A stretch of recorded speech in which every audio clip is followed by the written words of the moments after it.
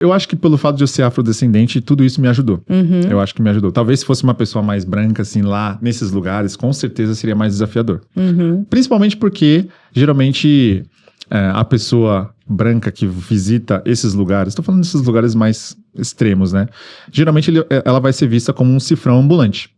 Esse é o problema. Vai ser vista como um cifrão ambulante, então vai ter um pouco... vai ter um pouquinho ali tudo vai querer cobrar, sabe? Talvez o cara do hotel ali vai querer cobrar um valor a mais pra você, porque ele pensa, europeu, por exemplo, europeu tem dinheiro, então se é $10 a acomodação, vai ser 30 pra você. Então, com certeza a cor da pele influencia muito nessa viagem no continente africano, especialmente esses lugares mais extremos, que não vê pessoas brancas, porque europeu não vai pra esses lugares, é muito difícil. Eu acho que eu também me sinto um pouco mais à vontade de visitar esses lugares por conta disso. Eu acho que eu tenho um pouco disso. Mais protegido, né? Exato. Por exemplo, quando eu fui pro Mali, que foi a última viagem mais extrema que eu fui pro norte do Mali, e é um lugar extremamente perigoso, tão perigoso quanto Mogadishu, principalmente por conta do terrorismo. Aí, mais uma vez, Rafael, por que você visita esses lugares? Eu ia perguntar de novo, mas tudo bem. Porque eu quero trazer a visão de como é a cidade que a mídia sempre fala que todo mundo é terrorista lá. Eu falo, não, aqui a cidade, gente, tem problema de terrorismo sim, mas tem pessoas trabalhando, tem a comerciante trabalhando, tem a Mama África aqui trabalhando na feirinha dela, vou lá, gravo um vídeo com ela, falo, gente, as pessoas estão trabalhando, as pessoas estão vivendo. Por mais perigoso que seja o lugar, tem pessoas vivendo, tem pessoas do bem. Então, eu vou para esses lugares justamente para trazer essa visão que as pessoas não vê, porque só vê o que tá na mídia, né? Então, eu trago essa outra visão deles, né? Eu falo, não, como que são as pessoas lá? Então, quando eu fui para lá, por exemplo, eu fui disfarçado de morador local, literalmente. Eu fui disfarçado, eu fui com um turbante no rosto, bem low profile mesmo, sem fazer barba, nada na linha, assim, não. Turbante na cara, roupa local deles, né? Que era uma roupa, como se fosse eu esqueci o nome da roupa, mas ela é bem longa, assim, parece uma beca. Burca. Isso. E eu tava totalmente a caráter. Pra não ser confundido como um turista. Porque se eles percebem que eu sou turista, aí a história muda, né? Muda muito. Pronto. Tanto que quando eu gravava, eu não tava com o celular assim, ou gravando com a câmera pra cima, não. Tem que gravar de baixo, assim, bem discreto, porque se chamar muita atenção, pode ter problemas. Então são várias estratégias que eu uso aí pra mitigar tudo isso, né? Sem dúvida. Gente, pra você viajante, pra você que quer viajar, não importa a parte do mundo, eu quero convidar todos vocês a conhecerem a conta global da Travelex Confidence. Com ela dá para carregar até 6 moedas estrangeiras, pagar as despesas no exterior com segurança, com comodidade, para você ficar tranquilo. Está disponível no dólar americano, dólar canadense, dólar australiano, libra, euro, iene, e o cartão é Bandeira Visa. Isso é ótimo porque Bandeira Visa é aceita no mundo todo. Para abrir a conta é bem simples. Baixe já o aplicativo App Confidence Câmbio. Você clica no botão Conta Global. E aí não tem taxa de abertura, não tem taxa de manutenção também, é super fácil. E o IOF para carregar é de apenas 1,1%. É muita economia e tranquilidade, comodidade para você. Então vem para Travelex Confidence, o maior grupo de câmbio do Brasil. Rafael, você citou no comecinho da nossa conversa a Tailândia. Você falou da Indonésia, falou da Tailândia, saindo do mundo extremo, do mundo África e tal.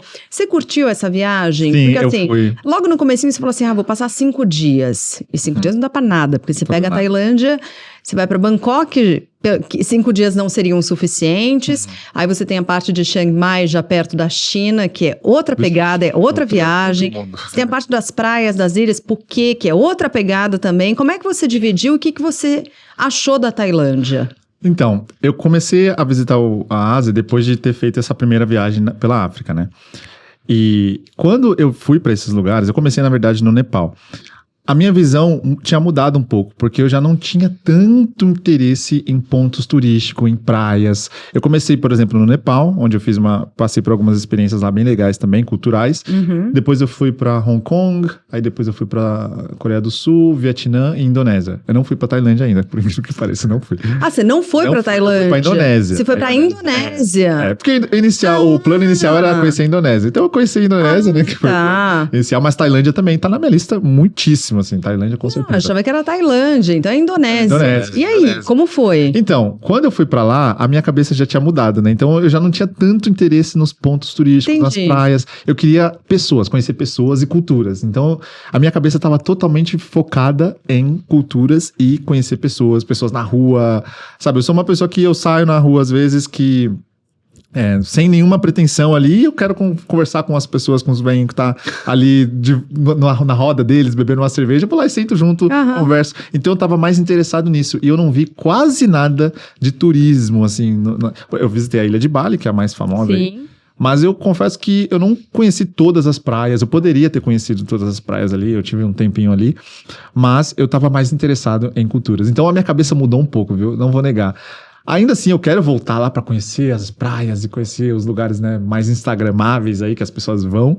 Mas nessa vez que eu fui, eu fiquei mais focado na cultura. Que inclusive eu visitei uma ilha lá que tem uma cultura extremamente chocante, assim, muito chocante para mim. Que foi numa ilha chamada Sulawesi, numa cultura chamada Toraja, que basicamente, só para vocês entenderem, é um gatilho aqui de vídeo praticamente. Quando uma pessoa morre, eles não pensam que aquela pessoa morreu. Aquela pessoa está apenas doente. Essa pra mim foi uma das culturas mais chocantes. E aí eles não enterram? Eles não enterram. Eles mantêm o corpo no quarto por anos. Anos? Anos. 1 ano, 2 anos, 3 anos, 5 anos, 7 anos. Eu visitei uma casa que a família estava mantendo o corpo do avô deles lá fazia 7 anos.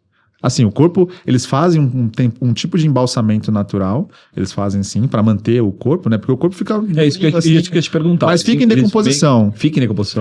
Fica em decomposição. Fica quase só o osso mesmo. Mas tem cabelo, né? Tipo, é impressionante isso. Falo, nossa, tem cabelo ainda. É muito... Enfim, é um corpo de 7 anos que tá sendo... todo dia tratado, todo dia eles vão no quarto, eles cantam música pra pessoa, uma música que, por exemplo, a pessoa costumava ouvir quando era viva, eles conversam com aquela pessoa, eles colocam comida ali no caixão da pessoa, porque ela fica num caixão, no quarto. Eles colocam comidinha assim pra pessoa, como se estivesse alimentando uma pessoa que já faleceu há 7 anos. É muito até forte. Até quando fica? Então, eles mantêm o corpo no quarto até acontecer o funeral, né? O funeral deles, que é exatamente no dia do funeral que aquela pessoa é considerada morta. É só no dia do funeral. Por enquanto, ela só... isso? Então, isso depende da família. Quanto mais rica é a família, menos tempo demora para fazer o funeral. Porque o funeral deles, eles gastam, não é exagero. O funeral que eu fui lá, eles falaram que eles gastaram $100 mil. Ou seja, a gente tá falando de um funeral para uma pessoa que custa $600 mil. $100 mil. Praticamente $600 mil. E por que esse valor? Porque tem sacrifícios de búfalo, tem várias coisas ali. Caramba! É um negócio, gente, é surreal, assim. É muito grande o funeral. E é praticamente para toda a comunidade. Você chegou a ver algum ou não? Eu fui. Você foi? Eu fui e...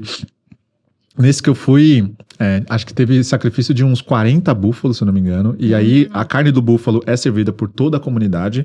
E por que eles sacrificam búfalos? Porque, para eles, o sacrifício do búfalo é a garantia de que a alma daquela pessoa vai para a próxima vida. É uma outra religião, enfim, crença deles. Por isso que eles gastam tanto. E aí...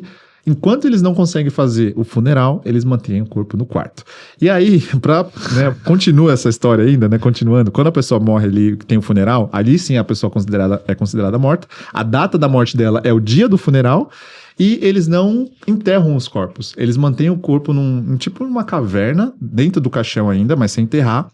Porque todo ano eles visitam aquele corpo e eles tiram o corpo do caixão, né? Eles exumam o corpo do caixão pra dar banho, pra trocar roupa. Ah, não.